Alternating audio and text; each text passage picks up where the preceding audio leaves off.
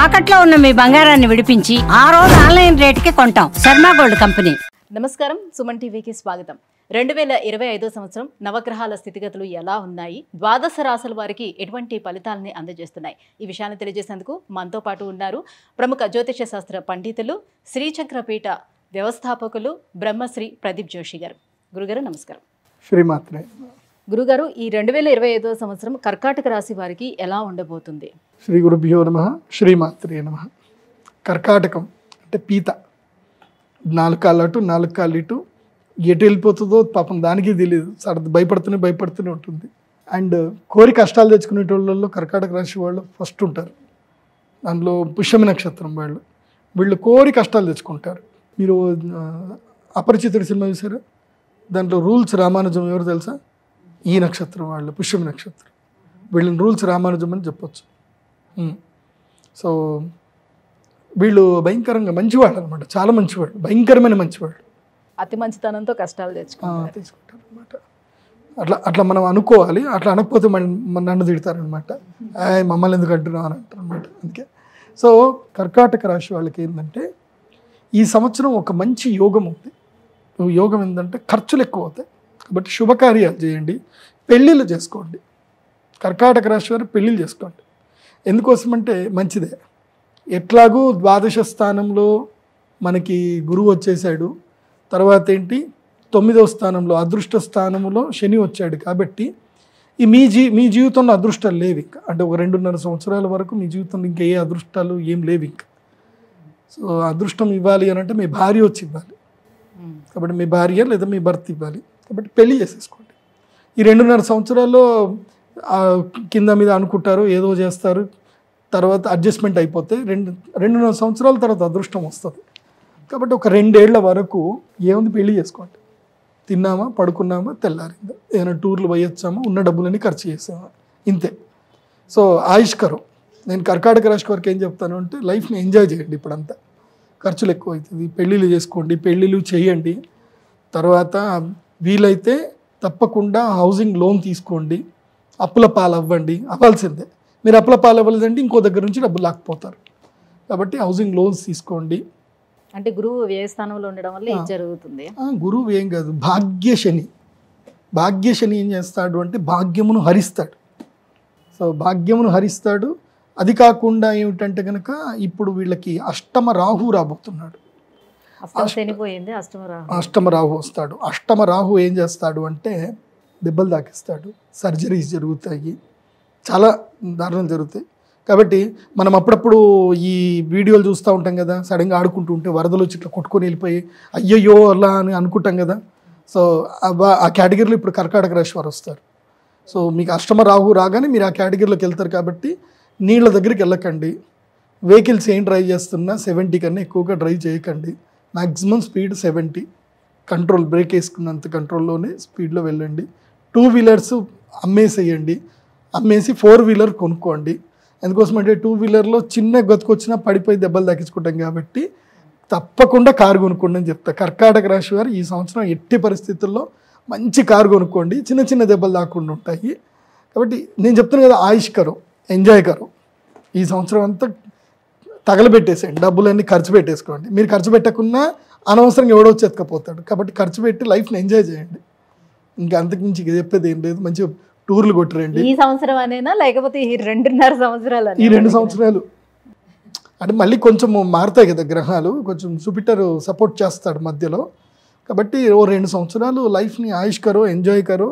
ఉద్యోగంలోనే join అవ్వండి, వ్యాపారాల జోలికి వెళ్ళకండి. ఉద్యోగంలో మీరు ఏదైనా వ్యాపారంలో ఉన్నా నష్టం వస్తుంది అన్నప్పుడు ఆ నష్టాన్ని పూడ్చడానికి మళ్ళీ అప్పు చేసి వడ్డీకి మళ్ళీ అప్పు చేస్తారనుకోండి, నడ్డి విరుగుతుంది. కాబట్టి 2 సంవత్సరాల వరకు ఉద్యోగంలోకి వెళ్ళిపోండి. నేను ఎప్పుడు ఉద్యోగం చేయమని చెప్పను ఎవరికి.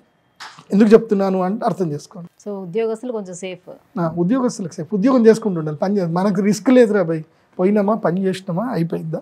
మన దగ్గర ఎయిటర్లు ఉంటారు కదా, పొద్దున్నే వస్తారు, టక్ టక్ టక్ పని చేసుకుంటారు, వెళ్ళిపోతారు అంతే. గురుగారు, మరి భాగ్యస్థానంలో ఉన్నటువంటి ఈ శనికి కోసం, అలాగే అష్టమ స్థానానికి వచ్చినటువంటి ఈ రాహువు కోసం ఎటువంటి పరిహారాన్ని పాటించుకుంటే కొంతవరకు బయటపడే అవకాశం ఉంటుంది? ముఖ్యంగా వసంత పంచమి, అక్షయ తృతీయ, ఈ 2 రోజుల్లో ఎక్కడ ఎంత పని ఉన్నా వెళ్ళి దైవారాధన చేయాల్సిందే. వసంత పంచమి రోజు నేను రాజశ్యామల యాగం చేస్తున్నా, ఆ రోజు రండి. సో శని నుంచి ప్రొటెక్షన్ వసంత పంచమికి ఇస్తా. ఎందుకోసమంటే వసంత పంచమి కాగానే శని మారుతాడు, భాగ్యం మొత్తం తినేస్తాడు. అది పోకుండా రాజశ్యామలాదేవి. తర్వాత అక్షయ తృతీయ తర్వాత గురువు మారుతాడు. సో ధన నష్టం కాకుండా ఉండాలి అని అంటే గురువు అనుగ్రహం. కాబట్టి అక్షయ తృతీయ మహాలక్ష్మి యాగం. ఒక లెక్క ప్రకారం అయితే కనుక ఇప్పుడు రాబోయే సంవత్సరం యొక్క పేరు మాత్రం మంచి పేరు కాబట్టి నాకు తెలిసి ఇది ఒక శుభ పరిణామానికి ఏదో జరుగుతుంది. ఇప్పుడు ఏదో నష్టం జరుగుతుంది, విపత్తు వస్తుంది, కానీ దానివల్ల శుభ పరిణామంకి వెళ్ళే అవకాశాలు అయితే ఉన్నాయి. నెగిటివ్ తక్కువ, పాజిటివ్ ఎక్కువ అని నేను అనుకుంటున్నాను. అదే అవ్వాలని కోరుకుంటున్నాను. మేము అమ్మవారు ఉపాసకులం కాబట్టి మళ్ళీ ఏది చెప్తే జరగద్దు కాబట్టి నెగిటివ్ వద్దు, పాజిటివే జరగాలని కోరుకుంటున్నాను. కానీ ఒకటండి, మీనరాశి లోపలికి శని అడుగు పెట్టగానే, ఎందుకోసం అంటే అది గురుగ్రహ క్షేత్రం. గురుగ్రహ క్షేత్రములో శని ఎప్పుడైతే అడుగు పెడతాడో అప్పుడు బంగారము సామాన్యులకు దొరకదు, అండ్ పాడి నశిస్తుంది, పంట నశిస్తుంది. అది కాకుండా ఇంకోటి ఏం జరుగుతుందంటే ఈ యొక్క చేపలకు ఏవైతే రాస్ బిజినెస్ చేస్తారో రొయ్యలు, వాళ్ళు విపరీతంగా నష్టపోతారు. మూకుమ్మడిగా చేపలు చనిపోతాయి. అలాంటి విచిత్రాలు మనం చూడొచ్చు. సముద్రం దగ్గరనే ఎక్కడో మొత్తం ఒకటేసారి చేపలని చనిపోయి కొట్టుకురావడము, ఇలాంటివి కొన్ని మనం విచిత్రాలు చూడొచ్చు, జరిగే అవకాశం ఉంటుంది. మోస్ట్లీ మన కర్మభూమి భారతదేశంలో ఎన్ని రోజుల వరకు అయితే ఏదైతే కనుక ఏది ఆశించకుండా నిస్వార్థంగా భారతదేశంలో ఎన్ని రోజులు అన్నదానం జరుగుతుందో, ఎన్ని రోజులు ఈ దేవాలయాల్లో మంచి పూజలు జరుగుతాయి, యజ్ఞయాగాదులు జరుగుతాయి, అప్పటి వరకు భారతదేశం పైన పెద్ద పెద్ద గ్రహస్థితులు ఏ ప్రభావాలు మనకి చూపించు. కానీ విదేశాల్లో మాత్రం చాలా భయంకరమైన ఇవి ఉంటాయి. అండ్ రాజకీయ సంక్షోభాలు వస్తాయి. యూరోప్లో రాజకీయ సంక్షోభం వస్తుంది. అలాగే ఈ షష్టగ్రహ కూటమి అదే భయం వస్తుంది, ఏం జరుగుతుందా అని చెప్పి. వీళ్ళు కొట్లాడుకుంటూనే ఉన్నారు, ఇది నాటో బీటో అంటున్నారు, ఏం జరుగుతుంది ఎవరికైనా తిక్కలేసి టక్కన ఒక అణుబాంబు వేస్తే ఏంది అని అదొకటే డౌట్ వస్తుంది. ఏం జరగవచ్చు జరగకపోవచ్చు, కానీ అవకాశాలు అయితే ఉన్నాయి. బికాస్ ఇది ట్రాన్స్ఫర్మేషన్ టైం, ఇది ఓకే టువర్డ్స్ గుడ్కే ఇది ట్రాన్స్ఫర్మేషన్. కానీ ఒక గుడ్ జరగాలంటే ఒక బ్యాడ్ జరుగుతుంది, అది జరిగితే తప్ప గుడ్ జరగదు. ఇప్పుడు ఉదాహరణకి జపాన్లో కనుక చూస్తే హిరోషిమా నాగసాకిలో ఆ అణుబాంబు కనుక పడి ఉండకపోతే జపాన్ ఇప్పటికీ గొప్ప కంట్రీ అయ్యేది కాదేమో. అది పడ్డాక వాళ్ళు ఇంకా తేరుకోవాలి, ఇంకా మనం సిస్టమేటిక్ అవ్వాలని వాళ్ళు ఒక టైం టేబుల్ ఫిక్స్ చేసుకున్నారు. That's why the being in second position. వాళ్ళు ఇప్పుడు థర్డ్ పొజిషన్కి వచ్చారనుకుంటా. సో వాళ్ళు మంచి పొజిషన్లో ఉన్నారు ఇప్పుడు. అట్లా ఏదో ఒకటి జరుగుతుంది, జరిగి ప్రజల్లో ఇది రావాలి. ఇప్పుడు నితిన్ గడ్కరీ గారు చెప్పారు, ఈ మధ్యన నేను పార్లమెంట్లో ఉన్నాను, మేము రోడ్లు బాగా విస్తీర్ణం చేస్తున్నాము, 2024 వరకు డిసెంబర్ వరకు కంప్లీట్ చేస్తాము, అప్పుడు మరణాల సంఖ్య తగ్గుతుంది అని నేను ప్రామిస్ చేశాను. కానీ నేను నా ప్రామిస్ విత్డ్రాల్ చేసుకుంటున్నాను, నేను సభకి సారీ చెప్తున్నాను. ఎందుకోసమంటే ప్రజల్లో ఎప్పుడైతే కనుక ఇప్పటి వరకు ప్రజల్లో ఒక మెచ్యూరిటీ లెవెల్ వచ్చేంత వరకు మనము ప్రజల్లో మార్పు వచ్చేంత వరకు మనం ఈ మరణాలు అయితే ఆపలేము అని ఆయన కూడా విత్డ్రాల్ చేసుకున్నాడు. ఇప్పుడు రోడ్లు పెద్దగా అయ్యాయి, మరణాలు తగ్గుతాయి అనుకున్నాం, ఇంకా పెరిగాయి, ఆయన బాధపడేది అది. కాబట్టి పీపుల్ షుడ్ బిహేవ్ యాజ్ మెచ్యూర్గా బిహేవ్ చేయాలి. కానీ గ్రహస్థితులు అంతే ఉన్నాయి. ఈసారి మరణాలు కూడా చాలా ఎక్కువగా ఉన్నాయి. మరణాలు ఎంత ఉన్నాయంటే 10 మంది పుడితే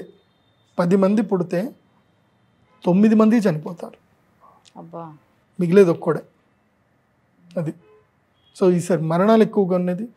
భారతదేశం మంచిగానే ఉంది, కానీ చైనా లాంటి దేశంలో వృద్ధుల సంఖ్య బాగా పెరిగిపోవడం వల్ల ఇంకా అక్కడ కొన్ని తీవ్రమైన అక్కడ రెసెషన్ రావడం మన భారతదేశానికి మాత్రం మేలు జరుగుతుంది. అక్కడ ప్రొడక్షన్ తగ్గుతుంది, భారతదేశంలో కొత్త ప్రొడక్షన్స్ వస్తాయి. ఈ సంవత్సరం అయితే భారతదేశంలో స్టార్టప్స్కి మాత్రం సూపర్ టైం ఇది. నేను ఆ యంగ్స్టర్స్కి అందరికీ 2020 చెప్పేది ఏంటంటే గో ఫర్ స్టార్టప్స్. ఉద్యోగాలు మానేయండి, స్టార్టప్స్కి వెళ్ళండి. ఎందుకోసం అంటే భారతదేశంలో లేబర్ కాస్ట్ పెరుగుతుంది, మ్యానుఫ్యాక్చరింగ్ కావాలి భారతదేశానికి. ఇప్పుడు ఎవరైతే మ్యానుఫ్యాక్చర్లో ఎంటర్ అవుతారో నెక్స్ట్ 5 years తర్వాత వాళ్ళు కింగులు అవుతారు. ఇప్పుడు ఎవరైతే మ్యానుఫ్యాక్చర్లో కానీ స్టార్టప్లోకి వెళ్ళారో 5 years తర్వాత వాళ్ళు కూడా మామూలు ఉద్యోగస్తుల కన్నా ఇంకా దారుణంగా వెళ్తారు.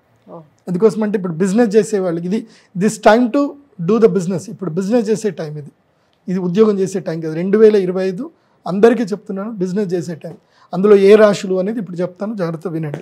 గురుగారు ఈ 2025వ సంవత్సరంలో ఎవరికి అనుకూలంగా ఉంది, ఎవరికి ప్రతికూలంగా ఉంది, ఏ ధరలు పెరుగుతాయి తగ్గుతాయి, దేశ కాలమాన పరిస్థితుల గురించి వివరించినందుకు ధన్యవాదాలు గురుగారు. శ్రీమాత్రే నమః.